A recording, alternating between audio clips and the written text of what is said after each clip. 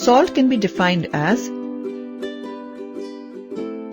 common salt is the refined form of sodium chloride with the formula NaCl.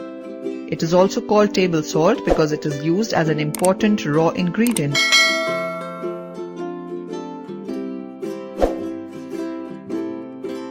The important sources of common salt are seawater, rock salt, and inland lakes. Rock salt. It is a mineral form of sodium chloride, often found in the form of colorless or white crystals with a little brown color due to the impurities present in them. Seawater.